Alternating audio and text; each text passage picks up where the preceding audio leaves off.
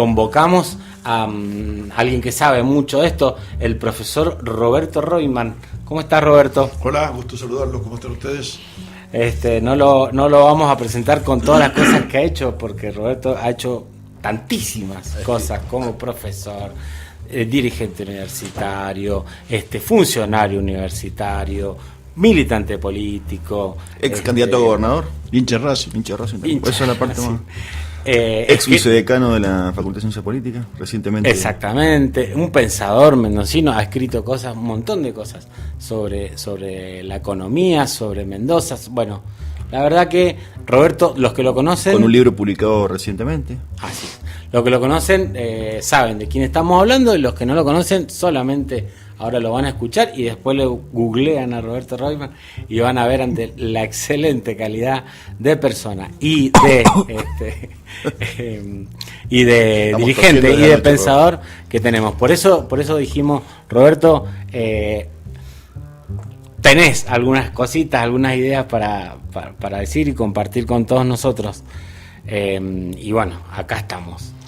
Bueno, es un gusto, muchas gracias. La verdad que estar en este lugar también es conmovedor, en el sentido que representa parte de lo que pensamos los que no somos tan ortodoxos ni pertenecemos a la escuela austríaca de economía, sino que tenemos un pensamiento diferente, en el sentido de que pensamos que el Estado tiene mucho que hacer en la sociedad, y que si no lo hace el Estado, lo hacen otros. Y cuando lo hacen los otros, lo hacen a favor de cada uno, no a favor del conjunto, que es lo que se supone que hace el Estado, ¿no? Es así. Precisamente una de las discusiones centrales que trae este personaje, Javier Milei, es sobre una supuesta maldad, ¿no? Una cosa así que él le imprime al Estado en la cuestión de cobrar impuestos, de cercenar libertades, que atenta contra la libertad. Y uno de los temas que llama muchísimo la atención es que esa es una discusión que en el mundo aparece como saldada, y en la historia incluso reciente está como saldada. Sin embargo, la trae y la pone sobre la mesa, y bueno, por eso que casi que no ha podido explicarla muy bien. Pero ¿de dónde viene esto? Esto viene, le digo que eso nosotros lo conocemos bien, porque la Facultad de Ciencias Económicas de la Universidad Nacional de Cuyo, donde yo estudié, donde estudiaron muchos, y donde estuvieron muchos dirigentes del Partido Demócrata que fueron formados ahí, digo, no es casual esto, ¿no?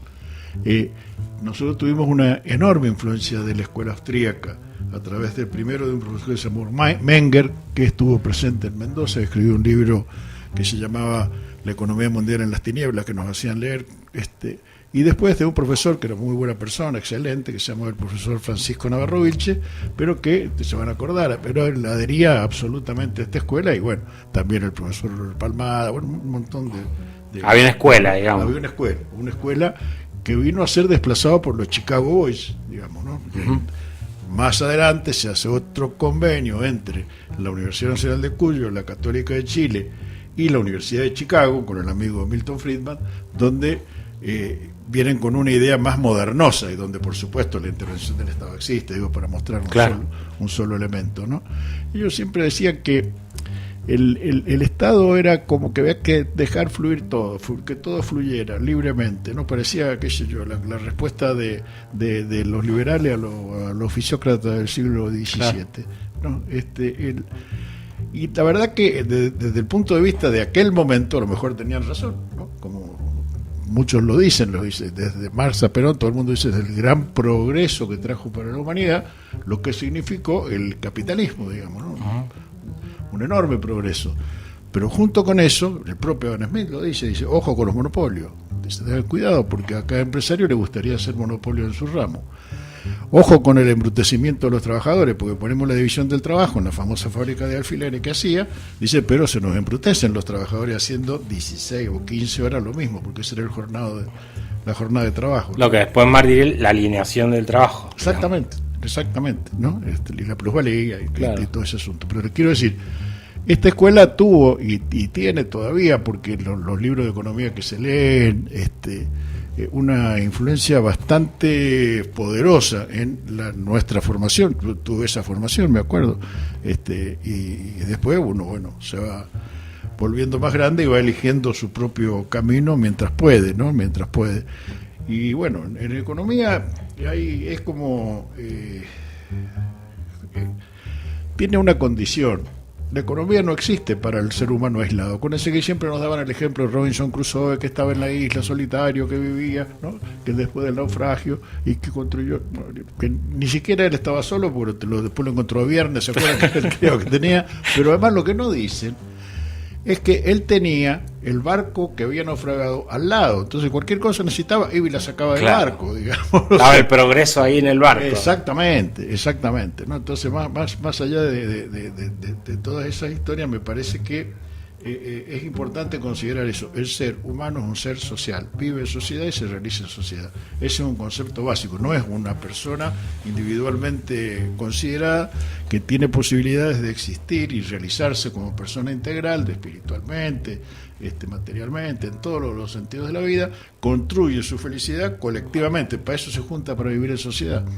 Entonces, ¿qué aparece ahí? La política, o sea, lo que aparece es la relación de los hombres entre sí. Cuando aparece este tema de la política es porque también aparece el Estado, que siempre ha estado presente, siempre ha estado ahí, de una forma o de otra forma, con una monarquía hecha por el jefe de los caníbales, claro, hasta, digamos, o por la famosa comunidad política. Siempre ha existido, digamos, ¿no? Siempre ha tenido alguna forma de existencia. Y para nosotros, en nuestras concepciones, el Estado es parte de la solución, no parte del problema. Mientras que para esta gente dicen y declaman que el Estado es parte del problema, y sin embargo mienten. ¿En qué sentido mienten, no? Había un viejo profesor de historia argentina que a nosotros nos sirvió mucho para pasar en un proceso de carencia ideológica absoluta que no teníamos, o sea, no teníamos un pensamiento, digo, nosotros como generación, ¿no? Los 60, 70, teníamos unas ganas de ser argentino y no sabían por dónde canalizar, para decirlo de alguna forma. Y entonces habían, varios teóricos, ¿no?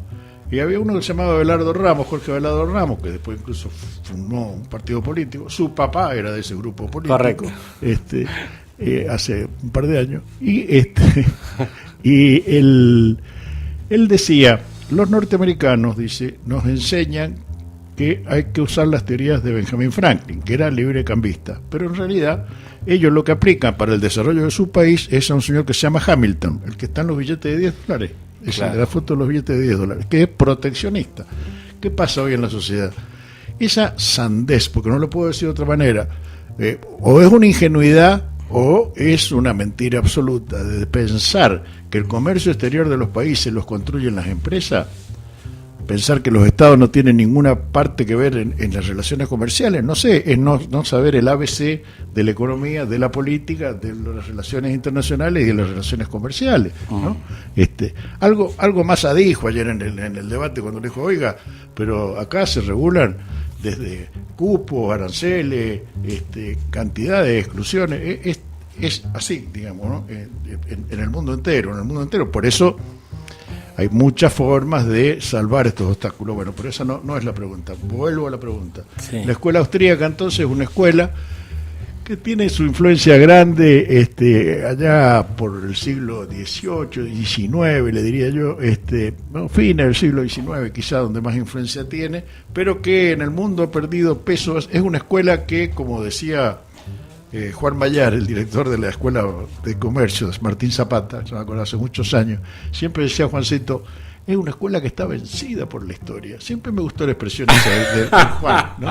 Está vencida por la historia, la historia le pasó, claro, por arriba, le pasó por arriba, no funcionó. No funcionó. Entonces, bueno, en el mundo entero hay otras búsquedas de fórmulas. Creo que esta es parte de la crisis que vive la Argentina, bueno, de eso hablamos enseguida si quiere, pero es parte de esa crisis, la relación de los hombres entre sí y de los... Estamos en el Día del Pensamiento Nacional, con un pensador nacional mendocino que aporta y ha aportado muchísimo a construir una mirada, si se quiere, nacional, vamos a repetirlo, de ver el mundo.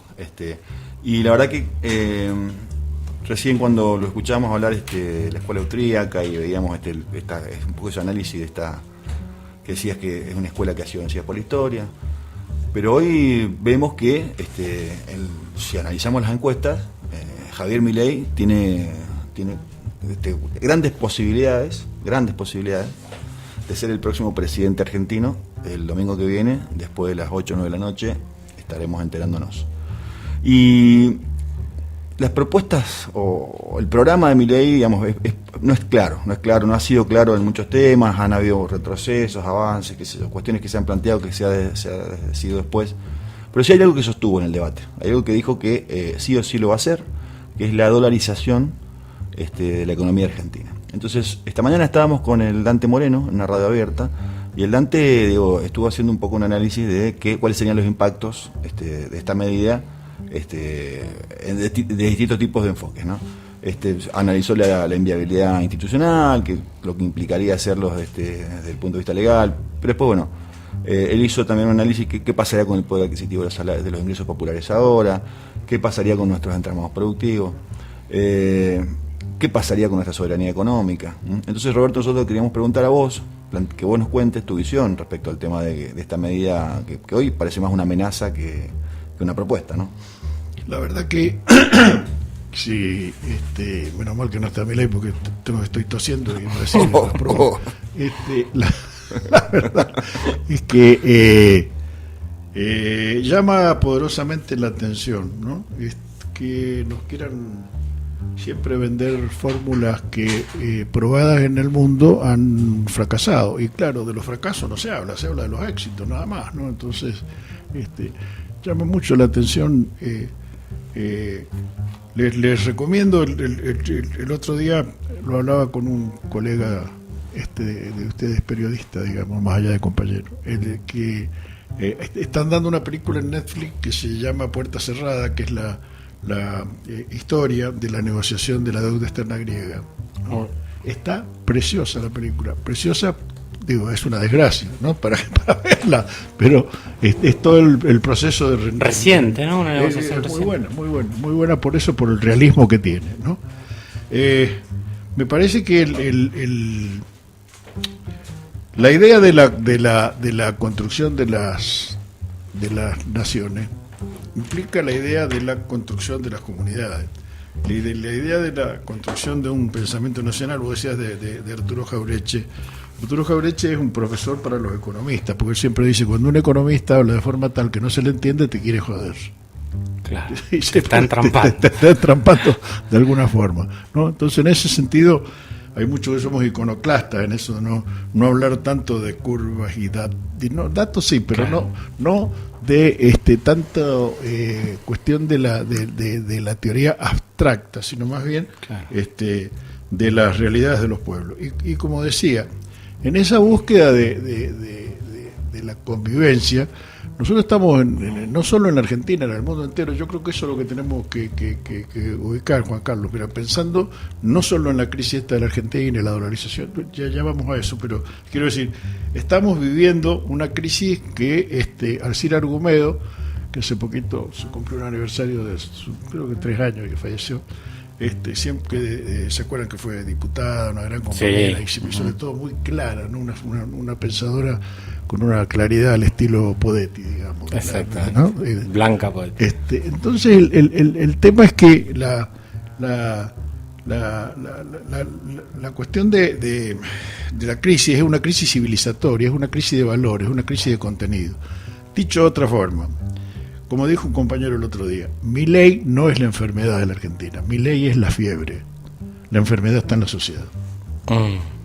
Porque uno lo que se preocupa es porque, como dijo el expresidente uruguayo, ¿no? Siempre con su toque de sabiduría popular, dice, a mí lo que me preocupa es por qué le dan bola a los argentinos, no por qué existe, claro, ese señor, porque ese señor existe acá, existe en Brasil, en muchos países del mundo. Esa forma de entender la sociedad, esa forma de construir sociedades que tienen como finalidad el lucro, o sea, retrocediendo, no sé, 500 años, 1000 años en la historia de la humanidad, ¿dónde va a haber una cosa tan grave como la venta de órganos? Digamos? Eso te iba a decir, hay como una especie de poner por encima, por ejemplo, poner el mercado por encima incluso del cuerpo. Claro, sí. Y no entender que, por ejemplo, sin las instituciones, o sea, sin las leyes, por lo tanto, sin los estados, el mercado no existe. Si no existiera la propiedad privada, ¿para qué mercado estamos hablando? ¿Y eso por qué existe? Porque hay una ley que lo consagra, claro, hay una constitución que lo consagra. O sea, hay instituciones que son las que regulan la vida de las personas. Bueno, dentro de eso está el mercado. Ahora, fíjense ustedes, de los países más liberales, comillas, que nos venden a nosotros su política liberal, es siempre apoyados y bancados y financiados por su Estado, ¿no? Hay una mujer que le recomiendo su lectura de origen italiano, que ahora se ha hecho muy famosa porque el Papa Francisco le ha dado manija, que en realidad ella escribe y explica por qué el desarrollo, se llama Mussocato, por qué el desarrollo, digamos, que tiene la economía tecnológica dentro de los Estados Unidos se debe fundamentalmente al apoyo y al subsidio que ha tenido el Estado, claro, al rendimiento conjunto. Es la autora de ese libro maravilloso que lo recomendamos y vamos a ver si lo ponemos en zona crítica, El Estado Emprendedor. Exactamente, El Estado Emprendedor. Impecable. Tiene 2 libros, donde ella lo que hace justamente es, fíjese que no es anticapitalista la mujer, no es eso. La mujer lo que explica es que la mejor manera y más efectiva, digamos, de conseguir un gran desarrollo tecnológico y conseguir beneficios para el conjunto de la población, por ejemplo, los teléfonos celulares que nacen como un subdesarrollo del programa espacial dentro de los Estados Unidos, que nadie se planteó hacer los teléfonos celulares, sino que surgió, digamos, o sea, en el medio de un proyecto más grande. Internet, ¿no? También. Exactamente, el uso que tiene. Entonces, fíjense ustedes que esa coordinación entre empresas, o sea, mercado, Estado, ciencia y técnica, es la que hizo grande el primer peronismo. Digamos, si ustedes piensan, ¿no? Es lo que significó la fábrica militar de aviones, la CONEA. La Argentina es de los 6-7 países del mundo que pueden lanzar satélites. No solo los producen, sino los lanzan, reactores nucleares. O sea, tenemos una conformación dada por nuestra intelectualidad, la formación de la intelectualidad y sobre todo por la masividad de esa educación. O sea, Sarmiento sería el primer peronista de ese punto de vista. Exactamente.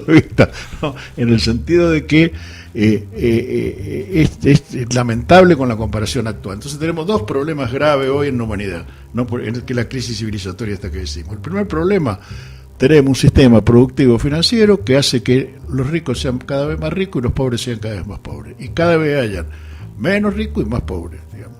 Y el segundo de los problemas es que estamos destruyendo nuestro hábitat. Estamos conspirando contra el desarrollo de nuestras propias generaciones, de las próximas generaciones.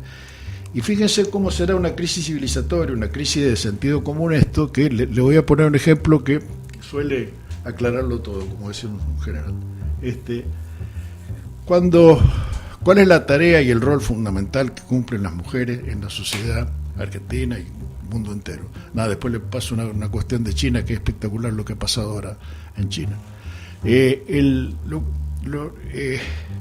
La función es la función de garantizar la reproducción de la especie, ni más ni menos, eso que llaman economía de los cuidados, garantizar la reproducción de la especie, que los seres humanos podamos seguir sobreviviendo sobre la Tierra. Entonces de repente se plantea el tema de si eso debe ser remunerado o no. Como no es remunerado el trabajo doméstico, ni en el capitalismo ni en el marxismo se lo considera como trabajo, ¿no? Sino que hay otra autora también que dijo, eso que ustedes llaman amor es trabajo no remunerado. ¿No? ¿Y qué pasa entonces? Una mujer se quiere jubilar, no puede, dice, y el sentido común, comillas, incorrecto de Milei, planteado por el capitalismo atroz, dice, claro, si no hizo aporte. ¿Cómo no hizo aporte? Laburó toda su vida. No hizo aporte porque estaba cuidando a los hijos, no tenía una tarea que estaba reconocida con un salario, ¿no? Entonces, ni se reconoce la tarea, ni se la pondera, los productos brutos. Ahora en la Argentina sí se está empezando a modificar esa concepción, porque se modifica en todos lados. Recién escuchaba que pasaban un aviso oficial de Radio Nacional que decía el cupo femenino debe mantenerse. Bueno, estamos avanzando en ese sentido. Pero ¿Qué te quiero decir? Las diferencias que tenemos en esta crisis civilizatoria entre el sentido común de preservar la especie, que sería el verdadero, y el otro que dice, no, acá están los recursos naturales, depredemos, saqueemos, extraigamos, entonces toda esa cosa extractivista. Y yo no soy un ecologista de maceta, como dicen. No, Roberto, pero yo te repito, decía, avanza más allá del ambiente y ahora va hacia los cuerpos. Claro. Eso es lo que tiene de espeluznante, claro, si claro. se quiere, la pérdida de valores. Ya ni siquiera la vida puede tener estas ideas, digamos. Claro, fíjate que por eso, cuando vos decís, mira, tenemos dos alternativas de proyectos diferentes, el proyecto de Milei, el proyecto de Massa, etcétera, etcétera, yo digo, mira, la verdad, yo voy a votar a Massa, ¿no? No sé si está bien o mal decirlo esto, pero yo lo digo. No lo sabíamos. No nos habíamos dado cuenta. Pero me parece que Massa pone una prioridad, ¿no? una cuestión central en su programa, que es el tema de la unidad nacional, ¿no? Porque él dice, o esto lo salvamos entre todos, o lo arreglamos entre todos, o no lo arregla nadie. Vos fíjate qué cosa notable, ¿no? Yo soy un estudioso, como ustedes saben, del peronismo, porque además estudiamos juntos. Y si vos estudiás tanto lo que hizo el Consejo Nacional de Posguerra en el 43-44, 1943-1944, el primer plan quinquenal, 47-51, el segundo plan quinquenal, 52, frustrado en el 55, el plan trienal, o sea, todos planes de desarrollo económico. Y empezaban por un punto, si vos lo ves, empiezan por un punto que es muy raro encontrarlo en los planes de desarrollo económico de los distintos países, que dice organización de la población. Claro. Punto número 1. ¿Por qué?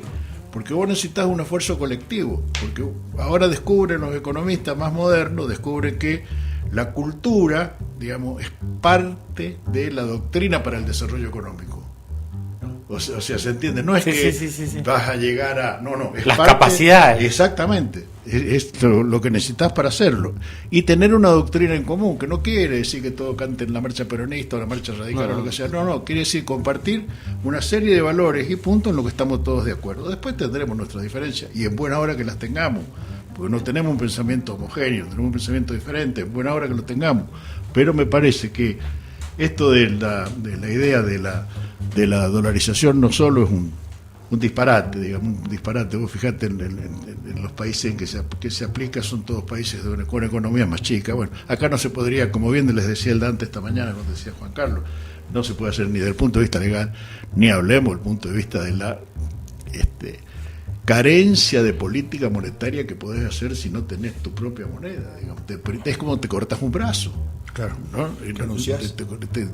Se la entregás a otro país. Se la entregás a otro país. Bueno, no, por eso que incluso se acuerdan en los clubes de trueque, cuando se trabajaba con los créditos, con ese tipo de moneda paralela que había, sí. No se decía se emite moneda, se decía se edita, porque emitir moneda es un delito. Claro. ¿No es cierto? Solo lo puede hacer el Estado. Muy bien. Claro. Entonces pasaríamos, digamos, en estas situaciones de... Es como si no tuviéramos Cancillería, es como si no tuviéramos relaciones exteriores. Dice, bueno, vamos a vender nuestros productos en el mundo. Digo, mire, hoy en el mundo, la verdad que es una situación mejor para nosotros que la de hace 5 o 6 años atrás, en el sentido que, o 10 años atrás, que no hay una sola hegemonía, una potencia hegemónica, ¿no? Como fue en la posguerra, que manejaba todo absolutamente de un lado y del otro lado había otra cosa, 2 posiciones vamos andando. No, ahora afortunadamente está más discutido esa situación, está mucho más discutido, por lo tanto hay más grados de libertad como para hacer alguna política internacional que tenga características propias, digamos, claro, ¿no? Y atarse a una moneda sería un suicidio en ese marco. Exactamente, en ese marco entonces vos te estás yendo a un combate sin armas, digamos, ¿no? Estás yendo, es lo mismo que si renunciaras a poner aranceles o asociarte con otros países o a ser miembro de qué sé yo, desde los BRICS hasta relevantar y remozar el Mercosur, ¿no? Roberto, Argentina actual, la inflación, quizá el problema más importante que tenemos, 140 acumulada en lo que va del año, 8% ahora en octubre. La dolarización, ¿termina con la inflación? No, para nada. A ver, Pensar que la inflación es solo consecuencia de la emisión de dinero es una parcialidad, digamos.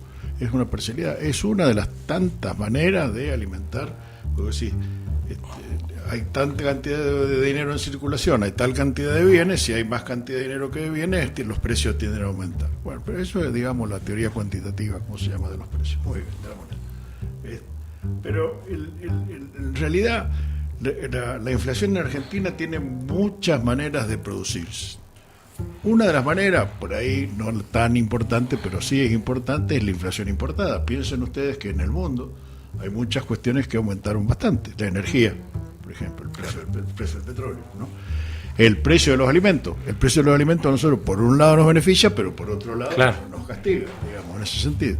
Entonces, desde el punto de vista de la inflación importada, digamos, de las causas, una de las causas es la inflación importada, pero no es la más importante. En la Argentina, me parece que la causa más importante es lo que se llama la puja intersectorial por la distribución del ingreso. Y ahí te digo, te meto la evaluación. Cada vez que hay una evaluación... Pasa eso. Y ¿qué pasa? Aumentan los precios internos. Y es más, antes que aparezca la evaluación ya aparece preventivamente el aumento de precios por la duda, ¿no? Por la duda. El por las dudas que es terrible, pero también existe una estructura oligopólica en la oferta. O sea, vos tenés fábrica de cemento, ¿cuántas hay en Argentina? 2. Fábrica de papel, ¿cuántas hay? Fábrica de alimentos. En alimentos lo que busqué está concentrado, ¿no? Y entonces, por eso que es una gran pena que se haya retrocedido con lo de Vicentín, porque que el Estado hubiera tenido como propia una empresa que sea testigo en materia de precios de una producción de divisas tan grande como es la que se trabajan en esa zona, en la zona núcleo, como se van a denominar. Pero además de eso tenemos un problema, compañero, que es en la inflación, que es un problema, yo le diría, político. ¿Político en qué sentido? Como dice, creo que Alicia en el País de las Maravillas, no sé, cuando uno no sabe para dónde va, nadie te puede ayudar, ¿no? Y me parece entonces que acá lo que nos falta es un plan, un proyecto, un destino conjunto y ordenar todas las variables en función de ese destino conjunto. Por eso hablaba de la importancia de la organización. Adoctrinar es organizar, organizar es adoctrinar, por eso decíamos esa doctrina común de puntos, de acuerdos, ¿no es cierto?, que son los que nos guían a todos en una determinada dirección. O sea, la dolarización, lo único que haría serían efectos negativos, ninguno positivo, porque si no se puede emitir dinero, se buscaría otra manera de emitirlo, empezaría de nuevo las provincias a emitir, por ejemplo, los títulos provinciales, que es la moneda, ¿no? Los Petrón, digamos, sí, los Lecop, Patacón, todas las monedas provinciales que vivimos, porque vos fíjate que esa ilusión de pensar de que los salarios tienen que ser bajos y que tiene que haber poca plata y poco crédito es anticapitalista. Claro. ¿Dónde está el mercado? Claro. ¿Dónde están los consumidores? Si no tienen plata no pueden consumir, digamos. Sí. O sea, atenta contra el propio desarrollo, no, eso que decía el viejo Ford. Yo a mis empleados le pago mucho para que te compren un auto. O sea, no, bueno, claro. Entonces, me parece que la dolarización es todo perjuicio, que no le veo ningún tipo de beneficio. El beneficio sería que se cumpla con la ley, ¿no? Entonces sería bueno, importante que dentro del directorio del Banco Central hubiera gente de la oposición, sería importante que en los lugares que no pasara lo que pasa en la provincia de Mendoza, que los organismos de fiscalización, por ejemplo, están en manos del partido que gobierna. Esto parece más estalinismo que radicalismo. O sea, bueno, Massa hizo una muy buena propuesta de que el Banco Central esté mayoritariamente el directorio conducido por la oposición. Y está bien, me parece que es que necesitamos buscar esa adultez política. Exacto. ¿No? Que nos falta, por eso decía que esa enfermedad que nosotros tenemos, de la cual mi ley es la fiebre, o sea, el síntoma externo, digamos, pasajero, pero solucionándolo de mi ley, no seguís con el mismo problema de cómo se organiza la población argentina. Ahí está esa sociedad que es esos sectores y esos pensamientos que son la base del problema. Claro, porque lo que decíamos más temprano, ¿no? ¿Por qué tantos jóvenes y por qué tantos sectores excluidos socialmente, votan a Milei, que vos sabés que trabaja para los capitales concentrados y no para ellos. Y por el tipo dice, bueno, y si ya fracasaron los peronistas, ya fracasaron los radicales, busquemos algo distinto, algo nuevo. Es peligrosísimo. Te mete en un abismo que no sabe dónde va. El plan económico lo cambió 5 veces, ya tenía la dolarización, que viene mañana, que sigue después, que esto, que el otro. La educación pública, que es pública, la salud, bueno, pero no tanto. No, la verdad, no se ve coherencia, no se ve coherencia. Más después, estamos en contra de toda la casta, se junta con Bullrich, y lo peor de todo, se junta con Macri. Acá hay un tema que no quería dejar pasar porque lo vi recién en la tele ahí, en un flash que pasó. Porque para los oyentes acá los muchachos tienen una televisión, pero no vaya a ser que haya un terremoto. Radio Nacional. Radio Nacional Quito. Que es el tema de las sociedades anónimas en los clubes de fútbol. Tremendo. Es lo mismo, es parte esencial del mismo proyecto. Estaba leyendo el otro día a un señor que es jugador de fútbol y escribe por ahí en los periódicos, no me acuerdo cómo es el apellido del señor, que decía, miren, el problema acá es cómo se ha venido transformando el deporte, ¿no? Y eso no lo decía él, lo digo yo nada más. El Maracaná en el año 50 tenía 200.000 localidades, hoy tiene 70.000. Hoy es para los que pueden pagar y para la televisión. Todo televisión, más exclusión en ese sentido. Bueno, y en los clubes de fútbol, ¿qué es lo que decía de la sociedad anónima? No solo lavado de dinero, todas las cosas que sabemos que existen, porque cuando vemos esas cifras tan multimillonarias que no sabemos dónde salieron, no sabes cómo se justifican, pero lo que sí sucede es que el club pertenece a los asociados que tienen una idea del pasado y tienen una idea del futuro. Y dice este hombre, en cambio, si el club es de los accionistas, solo tiene presente. Excelente definición. Buena, excelente definición. Se nos fue la hora contada. Se fue la hora contada. Los minutos han sido contados. Nosotros queremos primero agradecerte, Roberto, por estar acá y por todo lo que dijiste. La verdad que lo vamos a pasar en YouTube, lo vamos a subir porque ha sido sin desperdicio. Y nosotros despedirnos. Zona Crítica Cuyo en YouTube, van a encontrar este reportaje muy prontito. Muy bien. Así que bueno, nos vemos el próximo lunes. Nos escuchamos. Gracias, Roberto. No, gracias a ustedes, muy amable, la verdad que lo hemos pasado muy bien. Gracias, Roberto Rey, que está ahí caminando por ahí. Y tosiendo. El tosedor. Gracias, Diego Late, por los controles. Y un saludo a Ana María Escollo, que me está mandando. Dice, qué lujo escucharlo a Roberto Reutemann. Pará, y el Ariel Robert, que nos había comentado, nos mandó un saludo para Roberto Reutemann y lo felicitó, por supuesto. Así que bueno, de acá lo convocamos para que venga un día de estos Ariel Robert con nosotros a charlar de todas estas cosas tan interesantes. Gracias, nos vamos, se nos fue el tiempo. Perdón. Federalismo Nacional. Las cosas que nos unen.